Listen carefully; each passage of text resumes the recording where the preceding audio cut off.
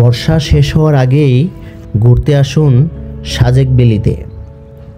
সাজেকে মেঘের আসল সৌন্দর্য উপভোগ করতে চাইলে রিসোর্ট বেছে নেওয়ার সময় একটি বিষয় মনে রাখা খুবই জরুরি। সাজেক ভ্যালির এক পাশে বাংলাদেশ আর অন্য পাশে ভারতের মিজোরাম রাজ্য ভিউ। তাই রিসোর্ট বেছে নিতে হবে মিজোরাম ভিউয়ের দেখে, কারণ এই পাশের প্রকৃতি যেন আরও ভয়ঙ্কর রকম সুন্দর। বর্ষাকালে সকাল সন্ধ্যায় মেঘ নেমে আসে এতটাই কাছে যে মনে হবে বিছানায় শুয়ে ফেলতে পারবেন সাদা মেঘের বেলা।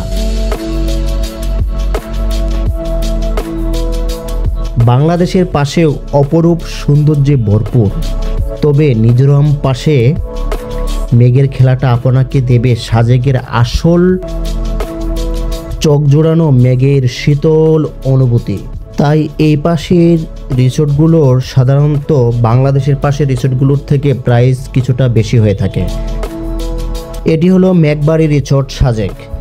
এই রিসোর্টের নামের সঙ্গে একদম প্রকৃতি আষ্টে পৃষ্ঠে লেগে আছে। সকালে এবং সন্ধ্যার সময় মনে হবে আপনি সত্যি মেঘের ভিতরে কোনো একটা বাড়িতে আছেন।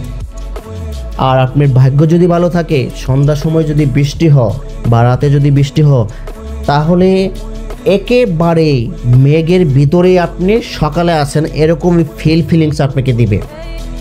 আমরা সাজেকে টোটাল 6 দিন ছিলাম 3টি রিসোর্টে। এটি আমাদের দ্বিতীয় রিসোর্ট। এই রিসোর্টটাও আমাদের দারুণ লেগেছে। এই রিসোর্টটাও মিজোরাম ভিউ। এই রিসোর্ট থেকে মিজোরাম ভিউ দেখা যায়। আর বাকি দুটি রিসোর্ট যে আমরা ছিলাম, এই দুটেও মিজোরাম ভিউ দেখে আমরা বুকিং দিয়েছিলাম। অবশ্যই বুকিং দেওয়ার ক্ষেত্রে আপনারা ট্যুর প্ল্যান করার অনেক আগে বুকিং দেবেন, তা না হলে এই রিসোর্টগুলো সাধারণত ফাঁকা থাকে না। এই মেঘবাড়ি রিসোর্ট এবং অন্য রিসোর্টগুলোর সাজেকের একই নিয়ম ফলো করে। এরা শুধু সকালের ব্রেকফাস্টটা এই প্যাকেজে থাকে, আর বাকি লাঞ্চ ডিনার এগুলো আপনাদের বন্দোবস্তভাবে আপনাদের করতে হবে। সো মেঘ চলে যাওয়ার আগে চলে আসুন মেঘের রাজ্য সাজেকে, কারণ বর্ষায় যে সাজেকে আসেনি সে মূলত সাজেক কি দেখেনি।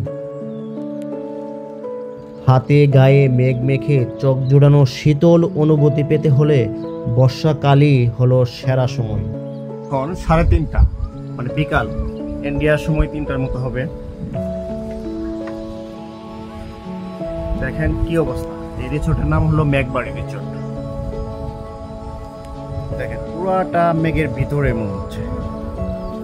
নামের সঙ্গে এবং প্রকৃতির সম্পূর্ণ মিল। একদম মেঘ ছেয়ে নিচ্ছে পুরোটা। Room rate, 2 people, $7,500 discount. Rate, 25% discount rate, $5,500.